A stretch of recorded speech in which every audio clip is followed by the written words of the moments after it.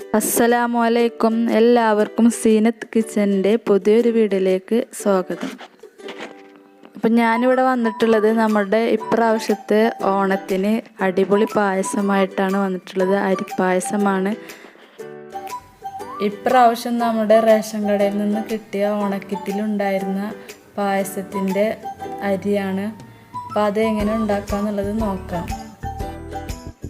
അതിനു മുന്നായിട്ട് നിങ്ങൾ സബ്സ്ക്രൈബ് ചെയ്യാതെ കാണുന്ന കൂട്ടുകാരുണ്ടെങ്കിൽ എല്ലാവരും സബ്സ്ക്രൈബ് ചെയ്യാനും കമൻറ്റ് ചെയ്യാനും ഷെയർ ചെയ്യാനും ആരും മറക്കരുത്. അപ്പം നമ്മൾക്ക് വീഡിയോ കാണാം. ഞാനിവിടെ എടുക്കുന്നത് 1 ഗ്ലാസ് അരിയാണ്. അതിലേക്കുള്ള സാധനങ്ങൾ എന്താണെന്ന് നോക്കാം. 6 ഏലക്ക എടുത്തിട്ടുണ്ട്. പിന്നെ കുറച്ച് അണ്ടിപ്പരിപ്പ്, കുറച്ച് മുന്തിരി, ഉണക്കമുന്തിരി, 6 അച്ച് ശർക്കര, പിന്നെ നെയ്യാണ് എടുത്തിട്ടുള്ളത്. മിൽമയുടെ നെയ്യാണ്. പിന്നെ 2 തേങ്ങ. ഇപ്പോൾ 1 ഗ്ലാസ് അരി എടുത്തിട്ടുണ്ടായത് നമുക്ക് കഴുകി കുക്കറിൽ നമ്മൾ അളന്നെടുത്തിട്ടുള്ള ഗ്ലാസ് കൊണ്ട് തന്നെ 2.5 ഗ്ലാസ് വെള്ളം എടുത്തിട്ട് വേവിക്കാൻ വെക്കാം. ഞാനിത് ഇവിടെ 4 വിസിലാണ് അടിച്ചിട്ടുണ്ടായിരുന്നത്. ആ വിസിൽ വന്നതിൻ്റെ ശേഷം ഗ്യാസ് ഓഫ് ചെയ്ത് എയർ പോയതിൻ്റെ ശേഷമാണ് ഞാനിത് തുറന്ന് നോക്കിയിട്ടുള്ളത്. കുക്കറിലത്തെ എയറൊക്കെ പോയിട്ടുണ്ട്. അപ്പം ഞാനിവിടെ തുറന്ന് നോക്കുകയാണ്. അപ്പോൾ വെള്ളമൊക്കെ പാകത്തിനായിട്ടുണ്ട്. ഒക്കെ വെന്ത് വറ്റിയിരിക്കണം. അപ്പോൾ നമുക്കിതൊരു ഇറക്കി വെച്ചിട്ട് ഒരു ഫ്രൈ പാൻ വെച്ചിട്ട് അണ്ടിപ്പരിപ്പ് മുന്തിരിയൊക്കെ നമുക്ക് വറുത്ത് കോരിയെടുക്കാം. അപ്പം അതിനായിട്ട് ഞാനൊരു ഫ്രൈ പാൻ വെച്ചിട്ടുണ്ട്. ചൂടായി വരുന്ന ഫ്രൈ പാനിലേക്ക് 1 ടീസ്പൂൺ നെയ്യ് ഒഴിച്ചു കൊടുക്കാം.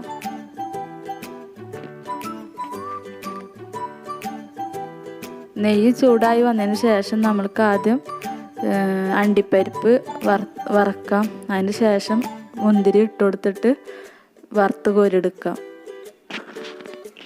അപ്പം നമ്മളുടെ അണ്ടിപ്പരിപ്പ് മുന്തിരിയൊക്കെ വറവായി വന്നിട്ടുണ്ട്. അപ്പം നമുക്ക് കോരിയെടുക്കാം. അതിന് ശേഷം വേവിച്ച് വെച്ചിട്ടുള്ള ചോറ് നമ്മൾക്ക് ഇതിലേക്ക് ഇട്ട് കൊടുക്കാം. ഈ നെയ്യിലേക്ക് തന്നെ ഇട്ട് കൊടുത്തിട്ട് ഒന്ന് ഫ്രൈ ആക്കി എടുക്കാം.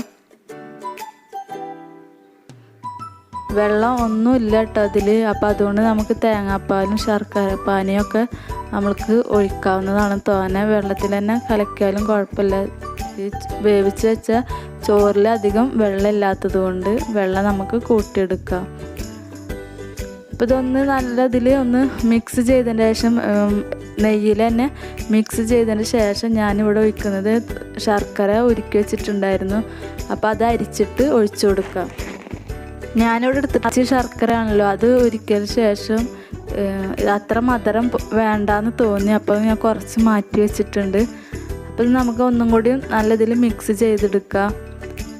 ഇത് മിക്സായി വരുന്നതിനോടൊപ്പം തന്നെ തിളച്ചിട്ടുണ്ട്.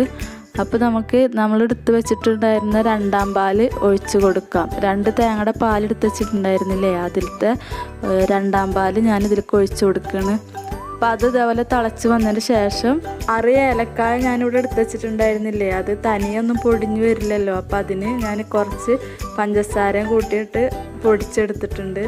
ആ പൊടി നമ്മൾക്ക് ഇതിലേക്ക് ചേർത്ത് കൊടുക്കാം. ഇത് നല്ലൊരു പായസം തന്നെയാണ്, അരിപ്പായസം. അപ്പം നിങ്ങൾക്ക് എല്ലാവരും റേഷൻ കടയിൽ നിന്ന് കിട്ടിയവരൊക്കെ ഇത് ട്രൈ ചെയ്ത് നോക്കണം. അല്ലാത്തവർ ഇത് കടയിൽ നിന്ന് വാങ്ങിച്ചിട്ടും ട്രൈ ചെയ്ത് നോക്കണം. അപ്പോൾ ഇത് നല്ലൊരു പായസമാണ്. അപ്പോൾ എല്ലാവർക്കും ഇഷ്ടമാവുമെന്ന് വിചാരിക്കുന്നു.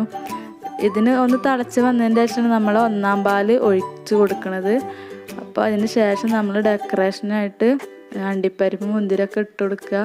എന്നിട്ട് ഇത് ചൂടാറിയതിന് ശേഷം നമുക്ക് കഴിക്കാവുന്നതാണ്.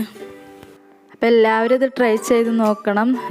ഈ ഓണത്തിന് എല്ലാവരും ഈ പായസം ഒന്ന് ട്രൈ ചെയ്ത് നോക്കുക. അപ്പം നമ്മുടെ സദ്യയിലേക്കുള്ളൊരു പായസം, അടിപൊളി പായസം ഇവിടെ തയ്യാറായിട്ടുണ്ട്. അപ്പോൾ ഇൻഷാ അല്ലാഹ് എല്ലാവർക്കും അടുത്ത വീഡിയോ കാണുന്നവരേക്കും അസ്സലാമു അലൈക്കും. എൻ്റെ ഹൃദയം നിറഞ്ഞ ഓണാശംസകൾ.